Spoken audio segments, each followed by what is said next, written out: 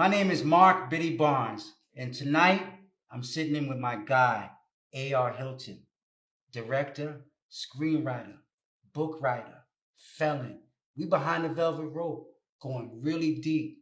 This movie, Anonymous Killers, I think you should see it. I saw it twice, and it's an American story. Let's go.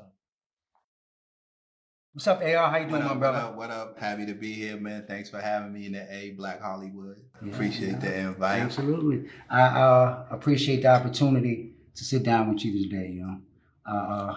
Definitely got my energy up for this one.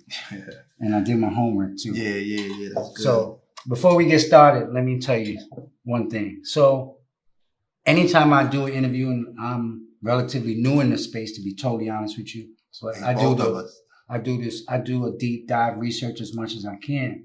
And so when I started doing research on you, I realized that one of my friends is one of your friends. Oh, yeah? Yeah. And so I called him on the phone. I said, Joe, I saw you on his Instagram page. You follow him. You know this kid named A.R.Hilton? He said, oh, yeah, I know homie. I don't know him that well, but I know homie. I said, yo, tell me something about him. He said, yo, he was locked up with my man. He was locked up with Tone, who also is my man. And I was like, okay. He said, he's a stand-up dude. He's solid. Anytime I've been around the dude, he's been right. So I was like, okay, cool. And then he told me some other shit, whatever that I won't say on here. Yeah. But I said, okay, that's good. That made me feel good to see that. So I said, okay, this might not be so bad at all. So I just wanted to share that with you before we get started. 6 degrees, man. We go back. We all voted in something. Yeah. So where you from? Mount Vernon, New York. Heavy D. Home of Heavy D. I'm from Mount Vernon, New York. Yeah. Okay. So to get right to it, I think you were around 18 years old. You caught a Fed charge? Yeah, I was I just turned 19 when I caught a Fed charge. I caught a Fed charge in '89. You know, that was the war on drugs when it cracked 100 to 1. So I got caught up in all of that and whatnot. And it was like I went in it blind, you know. I didn't really know, you know, we was just out doing what we was doing. We wasn't paying attention to the laws and know what was going on, the laws that was about to be like dropped on us. So when I got arrested, I didn't even know. I thought it was something like, all right, I'm gonna get a bail or whatever. I'm just gonna, you know, but it wasn't that. It was the feds. And it was like, yo, and they told me how much time that and all of that. And it was like just crazy. It was like mind blowing. It's like, wow, like a kick in the chest. I can only imagine that. I grew up with a lot of people in my neighborhood. I grew up in Soundview. So a lot of people in my neighborhood, including my older brother, they were all on the block. So I definitely understand what you were dealing with. Absolutely. All that. Absolutely. So my question to you is, how long did it take you to accept the fact that you had to do 18 years? I don't think it took forever, for real. It took forever. I never, in the beginning, you never really think like you young, you 19, you like, oh, I'm gonna get back, that this law is gonna change. You think all of these things and whatnot.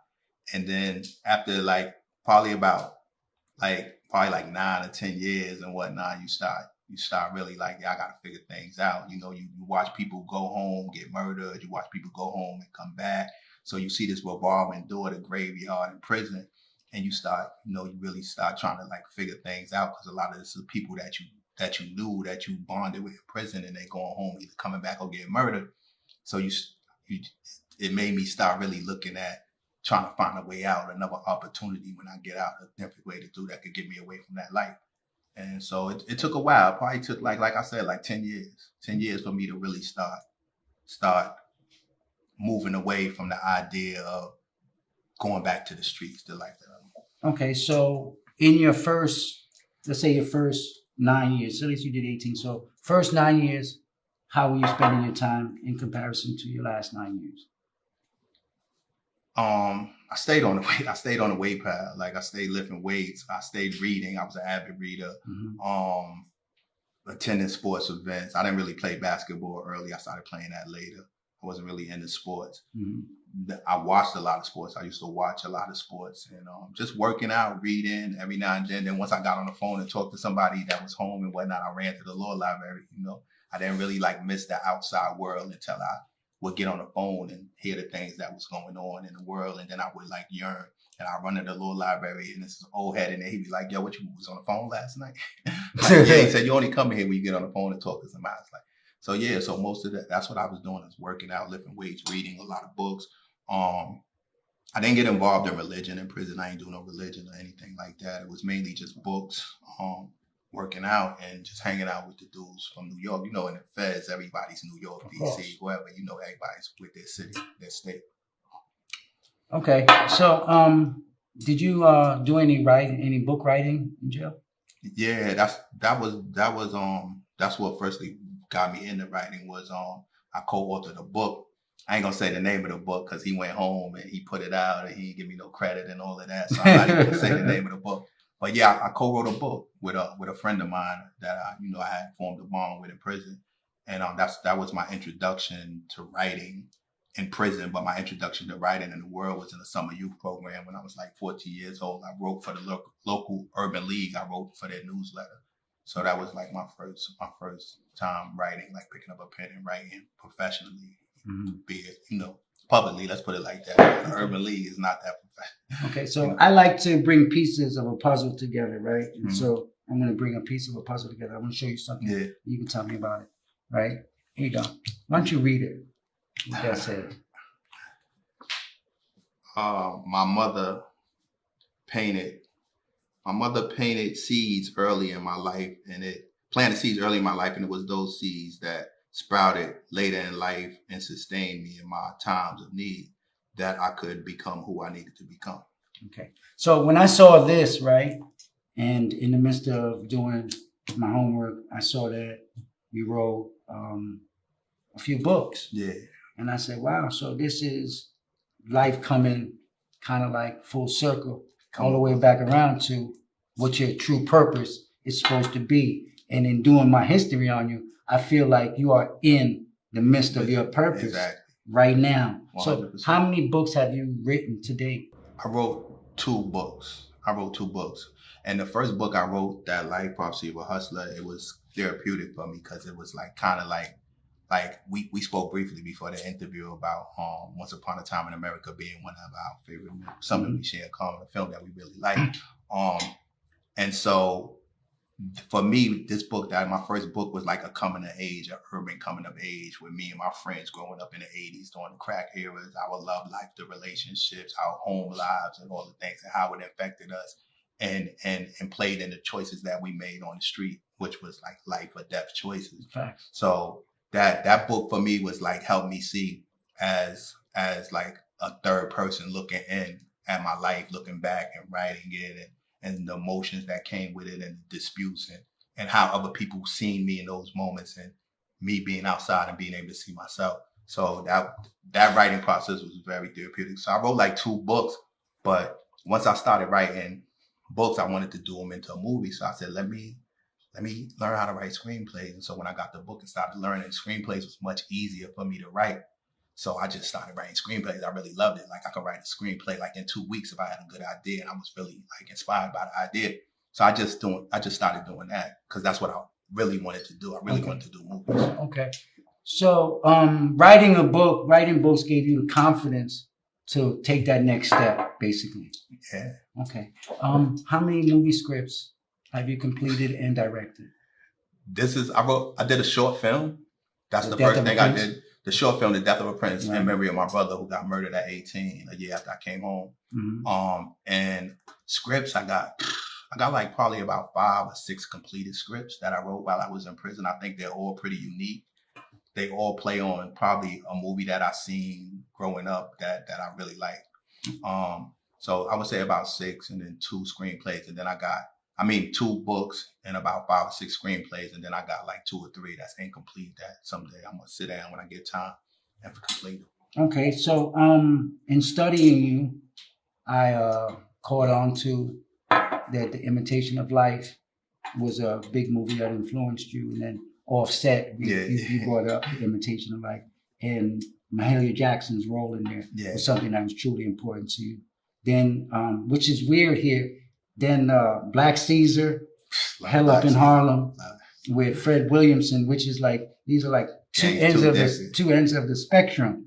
you know, but I get it though, because I like this one over here, but I also like and this one over here. they're our stories. They're our American stories. You know, it's not. It's like it's not. I say we tell our stories and not let them say it's a black story. No, it's an American story, but it's our stories. It's because we couldn't live those lives and experience them in no other place other than here. So those are our stories. So Mahalia Jackson, the Imitation of Life is our story. Black Caesar is our story. That's both. That's the end, and that's two both their ends, but they're both our story. They come together. They meet somewhere. They inspire each other. You know, because even Black Caesar, if you notice, Black Caesar, he loved his mother. His mother was a maid, and she worked for this white couple. And he bought the home and said, "Mama, this is our house. This yours," and all of that. So he was entrenched. That was a big deal for him. And the mama thing in our communities is a big thing. You know, respect and power for your mother. And it's the same way with Mahalia Jackson. It's about a daughter. I mean, Mahalia Jackson with the Imitations of Life is about a story between a mother and a daughter and what drew them apart.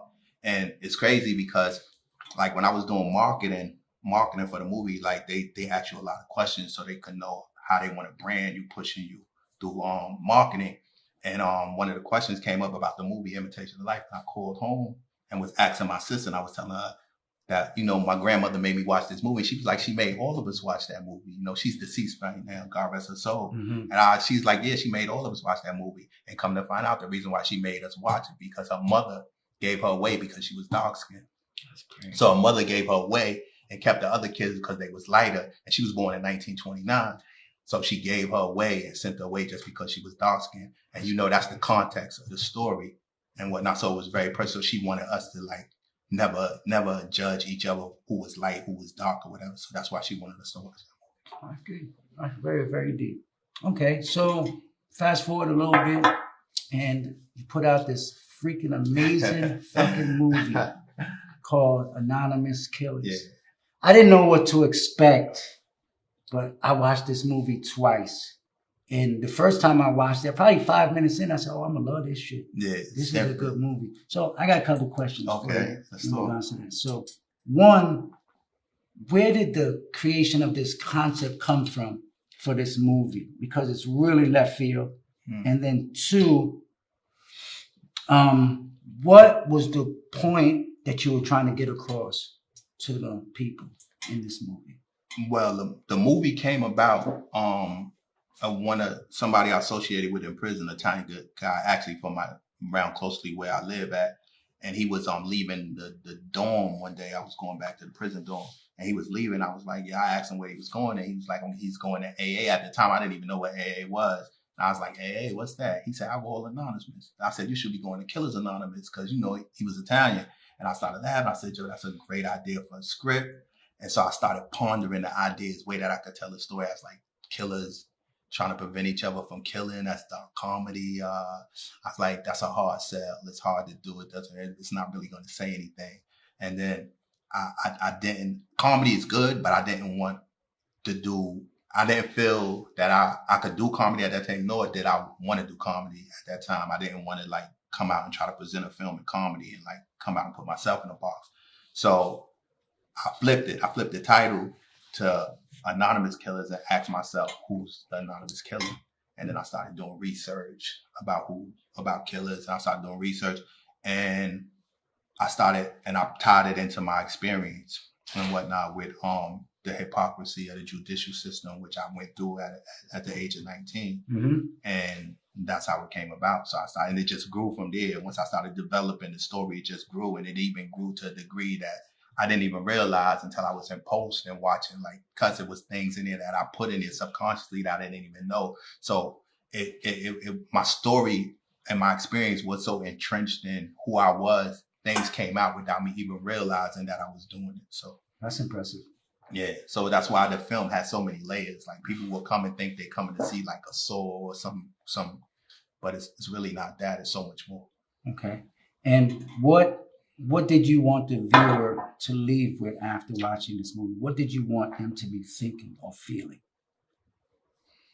I didn't think that a person would get it on all levels. Right. I knew that wasn't, but I knew that two people would go and watch it and have a different opinion on what they saw. I knew that. And with that said, I would want, my objective was to make it remarkable in the sense that they remarked on it. Like, so what did you think? Like something, a film that you could go and talk, and talk about. Yeah. Thank you. Absolutely accomplished that. Thank you. Because I definitely, I ain't want to send it to nobody, but I definitely wanted to send it to some people to watch that joint because the joint was good. The joint was really, really good. So another thing in the movie that I thought was really dope was the fact that the characters were very well developed. A lot of times in movies, you kind of have to make assumptions and figure it out, but you didn't do it that way. You did it in a manner where it was very to the point. Okay, I know who she is, he is, she is, he is. Each character, they were defined in clarity. But what was interesting about it was the fact that, once again, when I was doing the history on you, it stated that you learn how to develop characters from jail stories. Please explain.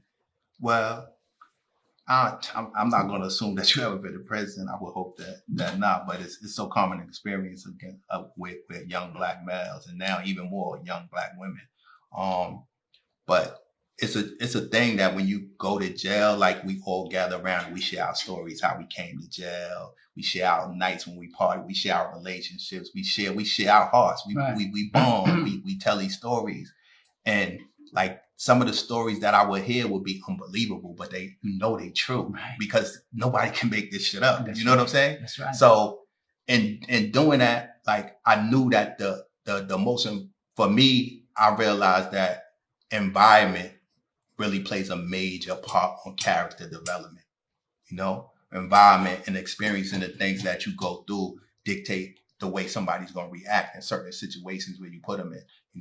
This person a person that's been abused their whole life and whatnot, and a person who lived a family life, you put those same two people in a confrontation situation. The person that's been abused is going to handle it a different way. The person that lived a life that hadn't been abused. So all the things that we went through dictate. So if I wanted a character to react a certain way, and I wanted it could be so far-fetched, as long as I grounded in the reality of an environment or an past experience or an experience that an audience can believe that can happen. That's possible, So once again, you accomplished that. Thank you. You definitely accomplished that. I really like, I ain't gonna lie to you.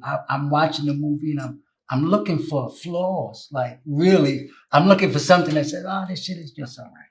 This shit is just okay. But the shit was good, right? So then it leads me to ask this. So I'm watching the movie, and then it gets to a part, and it's like, okay, we're gonna vote, and who's gonna die?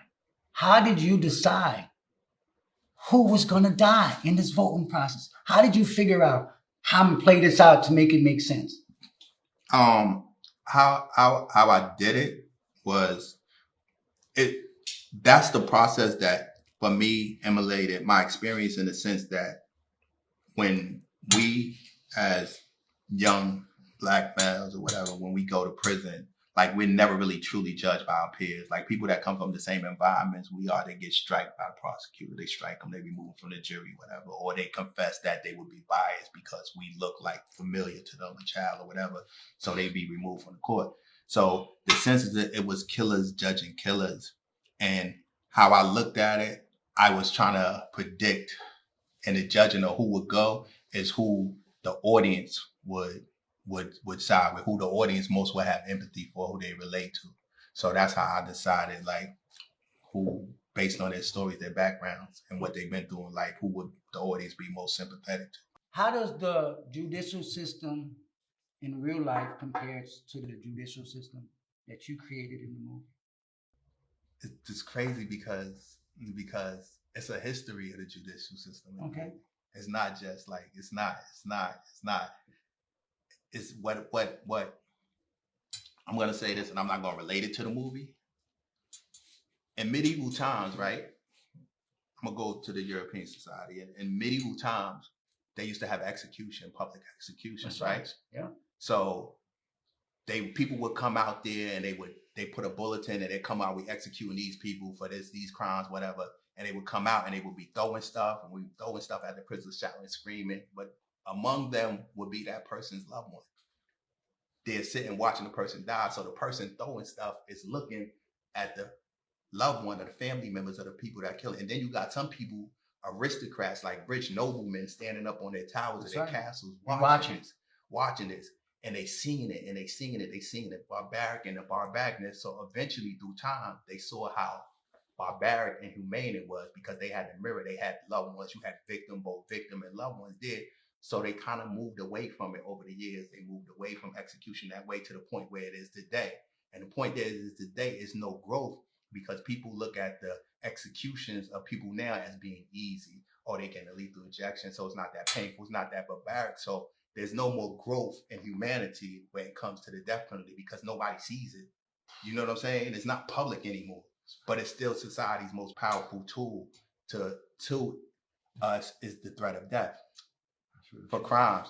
So what it is, that mirror's not there no more because nobody sees the victim, and they're not standing there to look at the other person's pain and see how unhumane it is because they figure, okay, we moved it away, but they never really got away with it. They just cleaned it up and took it out the public eye so the public can't really judge it. So you don't feel no way. There's no empathy for it anymore. There's no empathy. They separated it from you. Whereas before it was empathy because you witnessed it. Everybody witnessed it. You seen the pain of the person who loved one it was, or you seen the victim and whatever. And they was like, "This is unhumane. We got to do better. We can't do this. This is barbaric. This is not what a civilized society does."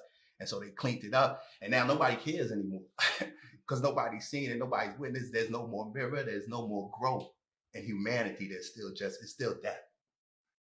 The system itself that we exist in is very good at maneuvering things so that you don't see it, it's there, but if you really pay attention, it's there. Like it's really there. It's the same. And it allows us to perpetuate lives, not realizing that we're in the dark. Perpetuate humanity, a civilized society, but for real, it's no difference between then and now. It's still the same.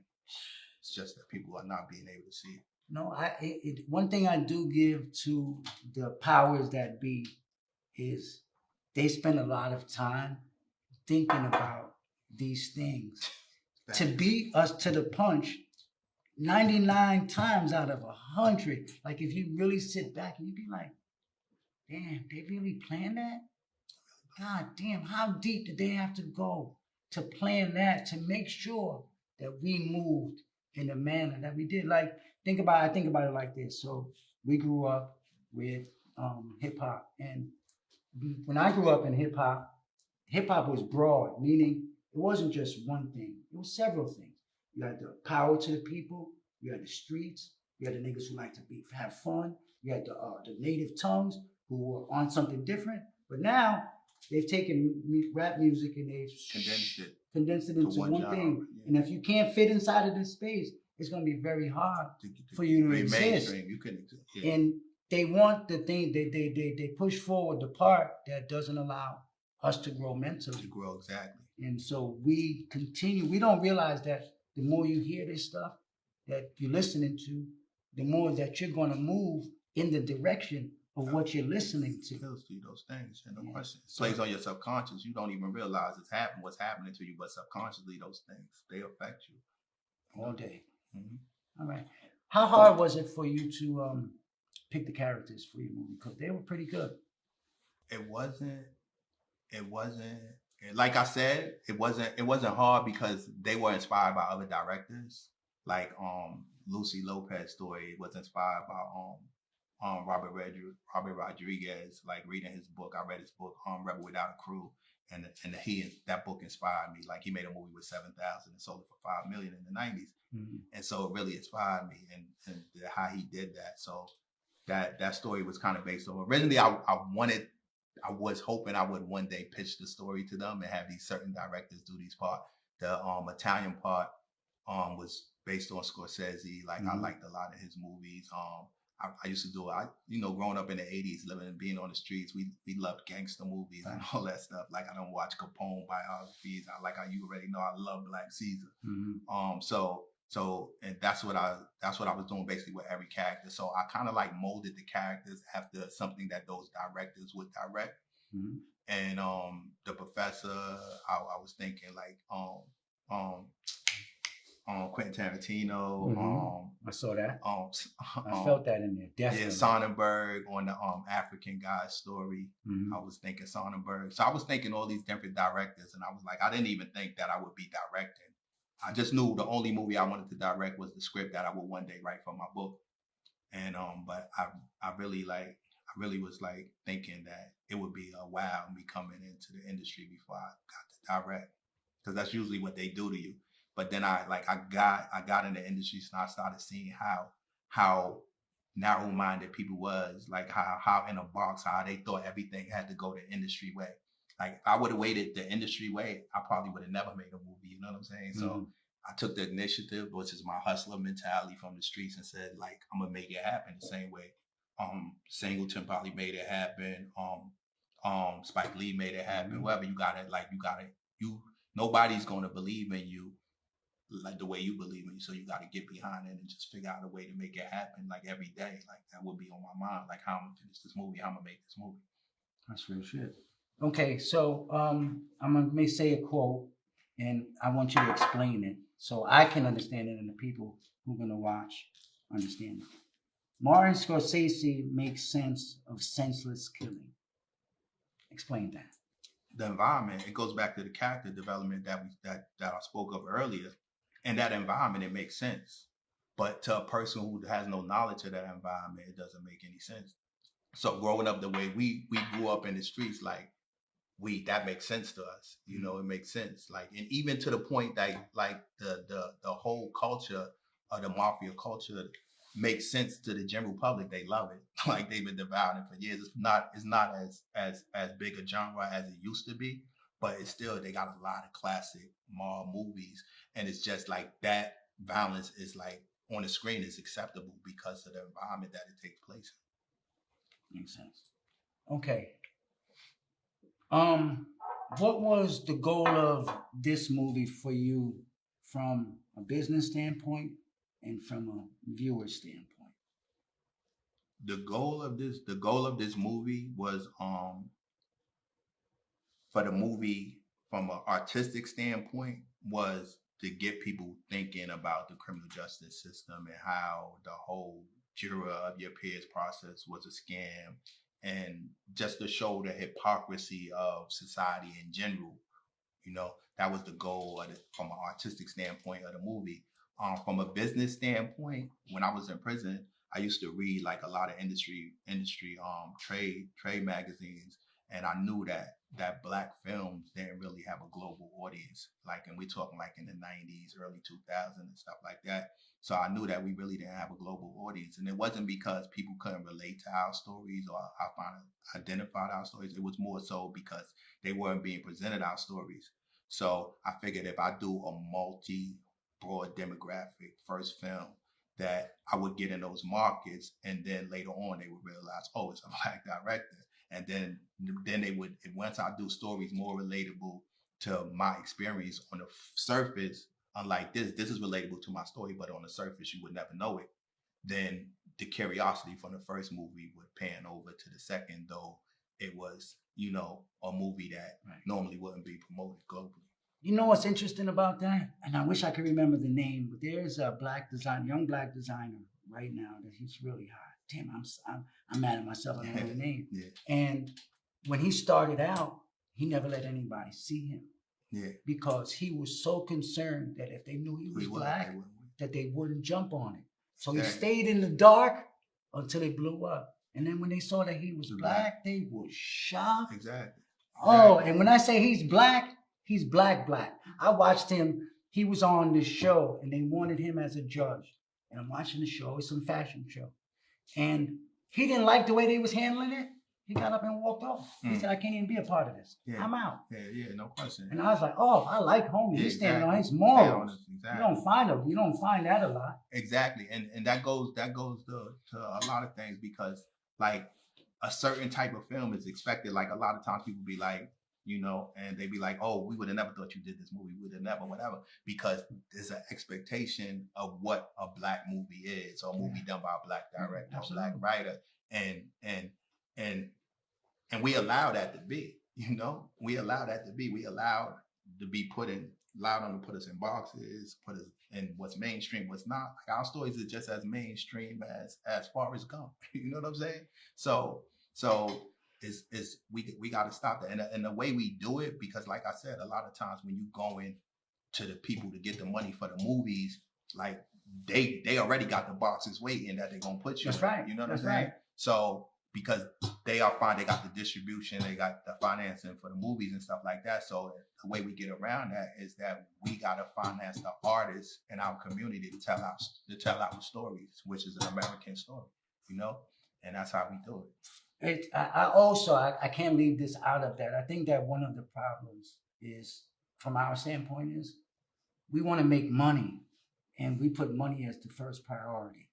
And sometimes I don't think that the money should be the first It priority. should be the art. Right. When you in film, it should be the art. It should be the art. And of course, you know, you want to make money so that you can make more movies.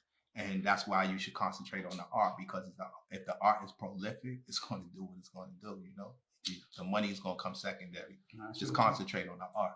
Well, I have to say that I'm extremely impressed by your first showing and your movie. My question here is, how satisfied are you with where you're at, how the movie is doing right now, and where is it going? I'm glad. I'm elated. Like the response, like the reviews, and the way people have been, the way people receive the movie, and the feedback I've been getting from it. Like it's great. Like, you know, it's just keep growing daily. You know, the more we get out, the more we talk about, the more we market the film. Like I said, to let people know that it's a man of color behind this movie. That's you right. know what I'm saying? That's right. You know, and though it may not look like it, it's my story. Like literally, it's my story. It's my experience in the judicial system. So, like, I couldn't ask for a better outing for a first film. You know? I like that. Okay, so what is your wildly important goal to accomplish? I call it the wig.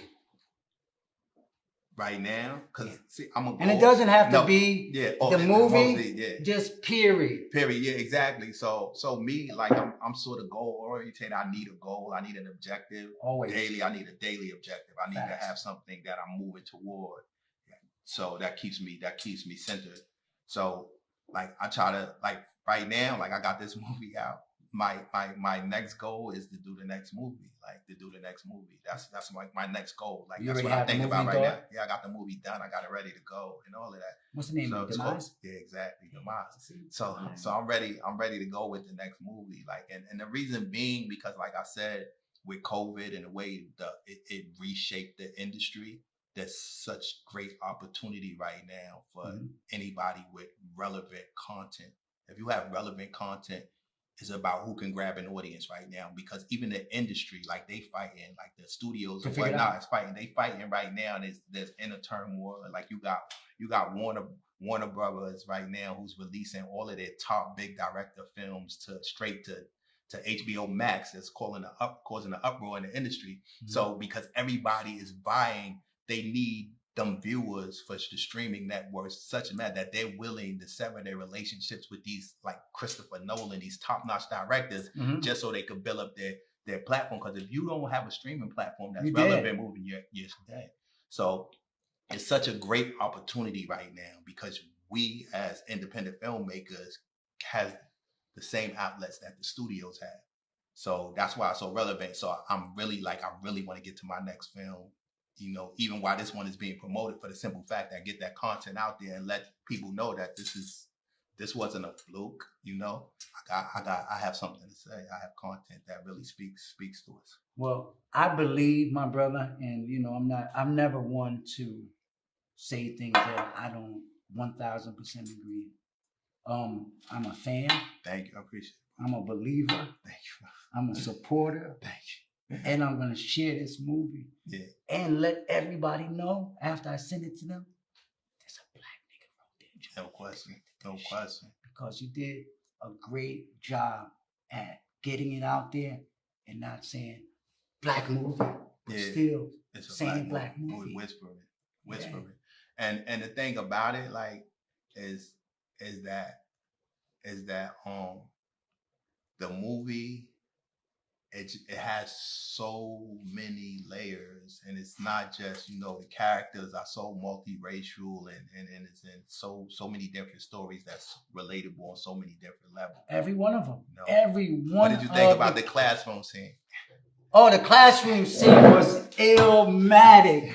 Oh my gosh, I was like, but what made the classroom scene even doper was the fact that you did two things. So you drew a picture of what you wanted the kids to learn, right? And so the being in the front row and the proximity, and if you fall back, that's your chance. But you also did something else. So you got the white woman who's the teacher outside. She's watching him. So now, right after me watching through the movie, I said, "Oh, okay, that was a sign for me to identify that there's something wrong with this motherfucker right here." So until I met brothers from Africa and people from Africa, I found out it was a beautiful place. It was a beautiful. They really inspired me. That like prison really, the individuals I met in prison really inspired me to show my work. Whereas when I was in a game and I was doing what I was doing, I was willing to die for it without second thought. Like I was like, yo, I'm willing to die for this. Period. Whatever. And I was in a city. The first time I ever, and this is in my book, the first time I ever went on a block to sell crack. First time I ever went on a block to sell crack. A individual tried to rob me, went up and put a gun to my head. He put a gun to my head and said, "Give me everything. The block is crowded. There's a bunch of people on the street." And I'm sitting, I'm 15 years old, and I got this dude, he got a gun in my head. He Jamaican. He sound all type of patois talking. Talking all that shit. All that shit. And I'm not even like, it's like his voice was distant. And I could just see all the people, all the other dealers and everybody just staring at me, watching me, looking, watching me. And I thought, if I give this dude this money, I was like, I can never come back out here again. I'm toast. So when he said, give me, I was like, no. I shook my head, no. Looked him in the eye and was like, no. And then he tried to go in my pocket and grab my money, and I went in my pocket and I held it. And I was still like, no, you're not. Like, he was struggling. He had the gun. He poked me with the gun in my head. And then he took a swing at me. When he took a swing at me, I ducked. He scraped my head. And I loosened up a little bit off the money. He got a couple of bills off the top. And then he just backed up with the gun, like, blood. He looking at everybody. He's like, blood. And I held on to it. I remember this old timer walked up to me. He came up to me. He's like, "You all right? You all right, young? You all right?" I was like, "Yeah." He means you good here now. And I was good. I was good here now. There you go. But the mentality, I thought it was worth it. That was the craziest shit. Like in my mind, but I'm calculating. I'm like, all these people here, he's not going to shoot me. That's what I'm thinking. But he could have. You know what I'm saying? He could have been easily. But it's a test that everybody goes through on the block. And I knew I was new, so I was like, so that was my introduction to selling drugs. So the point being, like, if I knew the things I knew now, I know that I didn't have to do that. A lot of the reasons why we are the way we are and the predicaments we are is because lack of knowledge, lack of understanding of finance, lack of understanding of who we are and where we come from, self-pride as a people. So for me, I would tell the younger me is that you have within you the power to influence your environment, opposed to being influenced by your environment. But it's so hard when the opportunities is not there. But right now with computers, the opportunities is right here on your phone. Let me put something on the table. Because I believe that we're right around the same age. The era that we come from, I always tell people, before crack, Black people didn't have nothing. And we always happy with nothing. Yeah. And then crack came, and he gave a bunch of young niggas money without understanding.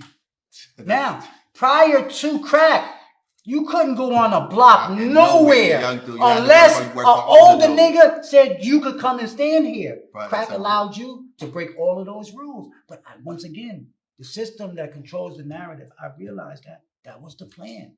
Bruh, I was so astute and whatever, and studying or whatever it is that I ever wanted to do, I always try to study it. I don't care when I was younger. If I wanted to learn how to pitch a ball, I went and got a book because my mother used to always take me to the library when I was like 3 years old. So I always looked for a book for direction.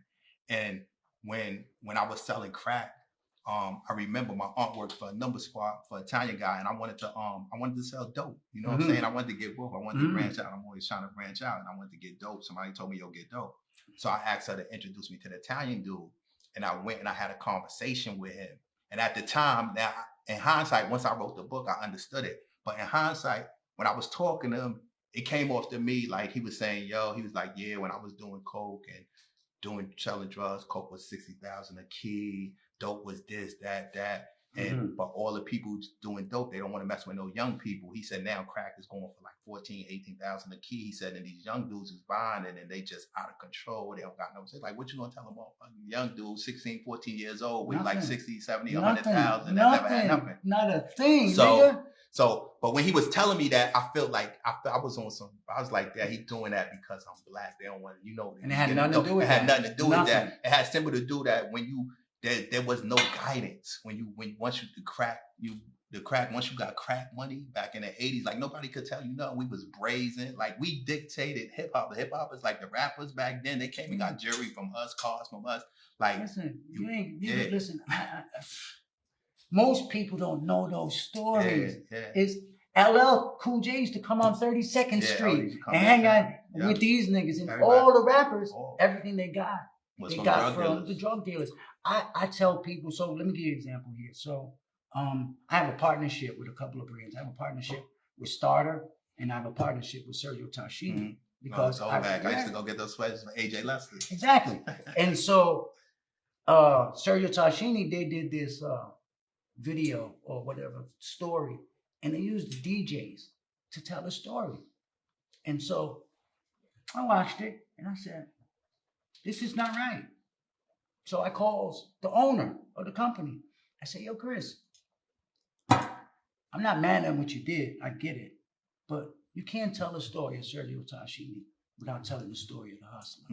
Because the hustler is the one that moved from New York to DC, where niggas saw Sergio Tashini for the first time, and then brought it back to New York. If you're not telling that story, right? If you're not telling that story, you're doing an injustice. So once again, where's rap without the drug dealer? Nowhere. There's no rap without a drug dealer. And it's so crazy. It goes deeper than that. It goes deeper than that with rap. Like for the simple fact, like I told you earlier about the special that Nightline did when I was in prison on hip hop, right. And that was when Jay-Z and DMX was the hardest rapper. But rap literally did fulfill Martin's dream, bro. Rap really fulfilled Martin's dream because it brought people together. Like the kids, all the white kids that took to the street right now because they grew up in the culture of hip hop. They had friends that they partied with and hung out with, and they saw the injustices done to them and all of that. So now when all this stuff was happening, they took to the street. Like they got to meet the parents of their white friends and so forth and all that. And they so entrenched in our hip hop and hip hop culture. Hip hop really like is the melting pot that brought us all together. Like on a global scale. On a global scale, they love us. That's one of the things that I learned when I went to federal prison.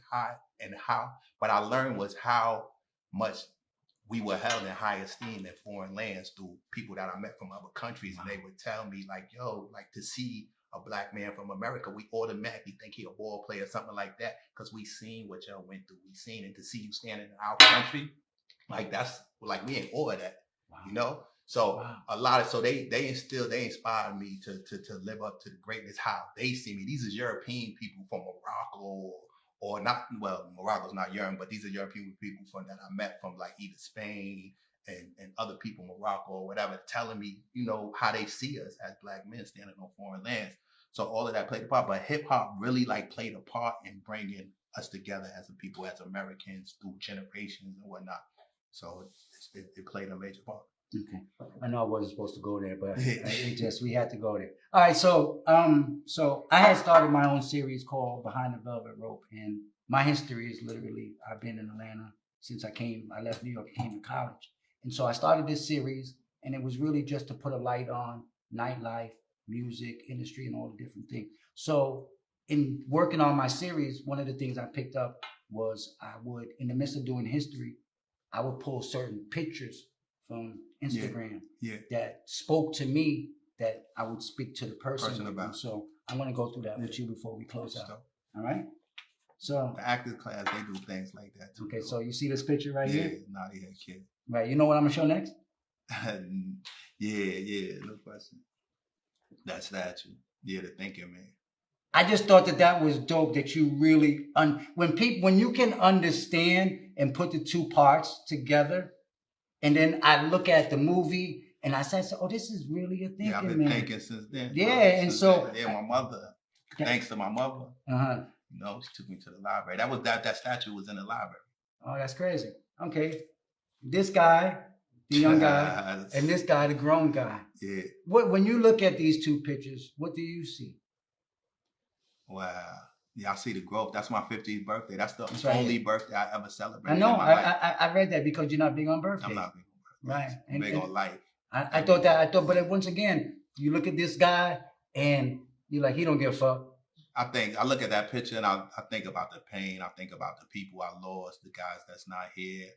I think about how lost I was, man. It's like that's the guy who allowed the dude that thought that selling crack was more important than his life when the dude put the gun to my head. Right. So like I was just lost, bro. I was so lost, but you couldn't tell me that back then. But look at you now. Yeah. Look, I mean, it's if this ain't growth, I don't know what is, bro. Growth. This is Definitely growth in its highest form. Explain this to me. Salvatore Dali. I don't do drugs. I am drugs. That's a dope ass statement. You know, and for an artist, and I could see him saying that as an artist, his art to those who are into his art is intoxicating. Okay. All right. So then we saw this, my daughter, this, and the one that really moved me was this. Rockstar Male. So is this your only child? Yeah, that's my only child. Okay, so I have one child, a daughter. Yeah. It's everything to me. Yeah. I stopped working and all kind of stuff to make sure that I could spend time with my daughter to help develop her properly. And when I saw these pictures, I felt like I saw the same thing. Yeah, no question. Like definitely. How long has she been playing the guitar? She like probably like 2 months now. Like, cause I always try to get her like really into doing things, like to try to find. It's important that we find our children's like passions, like you know, because it's easy when you know what they are into to get them to push them in that direction. How proud were you when you finished this book? Yo, like I finished that book in prison, right? And just writing it, like that's when I learned that like that's what really made me really be more goal orientated. Because I started out writing this book on legal pad and pencil, and I had a friend send me a typewriter, and then I typed it and I watched the pages grow, and then I completed it, and it was like such an euphoric feeling to be able to take that from my mind and translate it into paper and have it there and whatnot. So once I did that, it was like I got to do another one. I set another goal. So that really made me goal orientated to understand that I could take something from my head and manifest it into the physical and then present it to the world. That's powerful, bro. Okay. That's a powerful 3-step process. How often do you tell yourself this? I got to. I tell myself that like I don't. It's like a mantra for you. Yeah, in a sense that talent, true talent, something good can't be denied. So if you want to make it in an industry where the chances of making it is slim to none, you got to be so good that they can't ignore you. You know, and in doing that, when you try to copy the trends or what everybody is doing, you can never accomplish that by copying other people. So you got it. Nothing is new. There's no story that hasn't been told, but it's how you tell it and the way you tell it. That's what makes it different. The structure. Okay. Now, unlike you, right? I didn't grow up reading. I didn't become an avid reader till I was probably 38 years old. And probably since 38, I probably read about 300 books. Yeah, wow. Okay. And so this is one of these books I haven't read, but I'm going to make sure to read this. You read this book? James Bowen. Yeah, I read it because when I went away, a female I was dealing with at the time told me to read the book because the story reminded her of me. And so I read the book. And at the time, I was just getting into like Black authors and stuff like that. I wasn't really into James Bowen. That book put me into studying James Bowen, Lorraine Hansberry, Richard Wright, Tommy Morrison, Maya Angelou, like so many black authors that I just really got put on to from this book. Girl, and she's deceased. That's what Demise, my next film, Demise, is in memory of the young lady who was actually my first love, and she got murdered while I was in prison. Oh, I saw that picture and I didn't put it. Damn, I didn't put that together. So she gave me that book that kind of like, it's crazy now because that's just coming to me. She gave me that book she actually introduced me to James Bowen. That's crazy. I didn't even know who he was at the time. Okay. I'm done, right? So once again, it's for me, what's really, really important is being able to say, damn, this guy went to jail for 18 years and came back out. And you've jumped past niggas and people, excuse me, Yeah. who've been out for 18 years, who just Yeah. what made you so driven that you made sure when you came out you were gonna make a difference? Last question. The hate, the hate in the system that persecuted me. I want a voice, I want to speak out against the system. I want to inspire other people to know that it's a lot of great minds in prison, man. So like I done had some of the most profound conversations I will ever have in my life with another convict, their insight, and it's just so much, so many great minds and talents being wasted in prison. And I just want people in prison to know that, just because you're in prison, like your gift is still with you, man. You just gotta find it. It took 10 years for me to find my inside of prison to find out what my purpose in life. But that's the most, a lot of times we lost. And it could start early with parents, My mother gave me my gift, which was books, literature, reading, and in the process of thinking. But I strayed away from it, and I didn't get it. It took me 10 years to get back to it, because in the struggle of her trying to better our life, she didn't really have the time to really pay attention to me, So that's how I went astray, But yeah, it's just about if you like, people really don't understand like their true ability, like the true ability of the mental. Like, if there is nothing you can't do, literally, like it sounds cliche when people say you put your mind to it. But if you don't believe me, just look around. Look at everything around you. Look, everything, the planes, those, all you looking at is somebody's thoughts. Everything you see, every physical thing you see in life is somebody's thought, if it's not by nature. And if you believe in the Bible, before there was the creation, there was the thought. So everything begins with a thought. There's desire. You think about something, that's desire. And through action, you manifest it, you create it. So there's nothing you can't do. Is the problem that people make is they put time limits on it. And when you put a time limit on, you don't make that time, you get discouraged. Just keep doing it and pushing for get up until you get it done. There's no stopping. You just got to keep pushing toward it. Don't put a time limit on it. I was going to ask you to give some advice, but you just gave it. And so I'm just going to say thank you. Yeah. Thank you for the opportunity, my brother, to let me have this conversation with you. Yeah, but I look forward to the day that you're standing on the throne where you need to be. No question. I believe that it's waiting for you. Yeah, thank you. Well, I appreciate it. I just need you to make sure that when you do get there, right? So one thing you said, I like to hold people to certain things, right? And one thing you said was there are a lot of great minds behind the wall. So many. Make sure that you go back and get some of those great minds. No question. Definitely. All right? Definitely. No question.